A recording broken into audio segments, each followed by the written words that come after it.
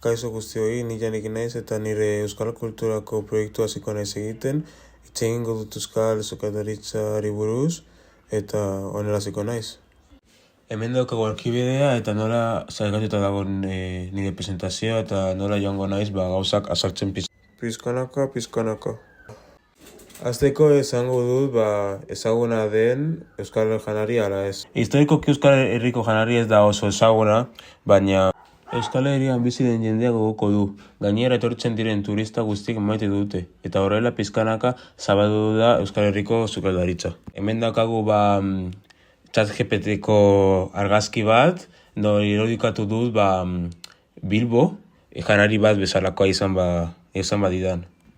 Ondoren, daukagu jendearen iritzia. Gai honetan bi iritzi dauzkagu, gustatzen zaiena eta ez gustatzen zaiena. Gustatzen zaienari, gehienek Euskal Herrikoak dira. Gustatzen zaie, txikitako pentsamendu katzen dizketa azken finean oso gozo dagoelako.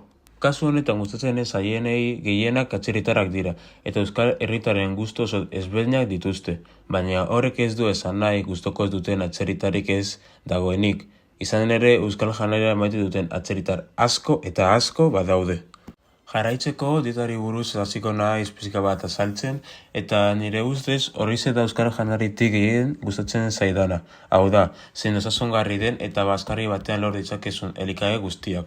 Horregatik, dieta bat egiteko errezetak edo euskal sukaldaritza kontsumituz gero, asko zaindu dezakezu zeure burua epe luzera eta gauza gehiago egiten baduzu edo kilolari bat bazara. Orain hasiko naiz azaltzen Euskal Herriko janari ezagunenak, eta zuek ulertzeko nola sakatu dudan gai hau, Euskal Herrian hainbat janari daude, baina sakatuko ditut mototako janarietan horrela gehiago ulertuko duzuelako, eta ere bai izango dizuet mototako janarietan ze platu da gustokoena edo ezagunena kasu honetan. Itsaskietan, gambak plantzan eta lanpernak. Arainetan, marmitako eta txipiroiak bere tintan. Barazkietan, porruzal eta nafarroako esparragoak, eta azkenik arragia zezen bustana eta txistorra. Eta agazki txiki bat dauzkazu Euskal Herriko platu batzuk eta arrain batzuk. Orain euskal sukaldari buruz hitz egiten hasiko naiz.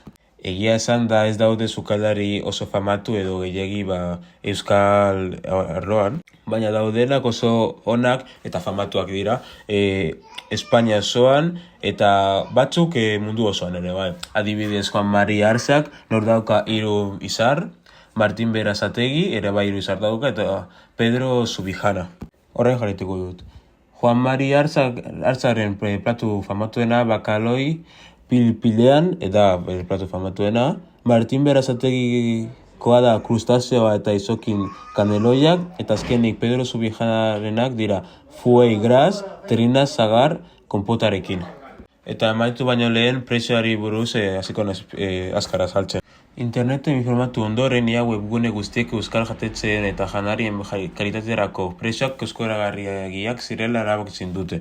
Beste leku batzuekin konparatuta, adibidez Madrilekin janari beregatik prezioa 75 eurora igo daitekeela. Hori izan da guztia, eskerrik asko entzuteagatik, eta amaitu ondoren bideo moz bat ipini dut euskal janariko buruz hitz egiten. Eskerrik asko, agur.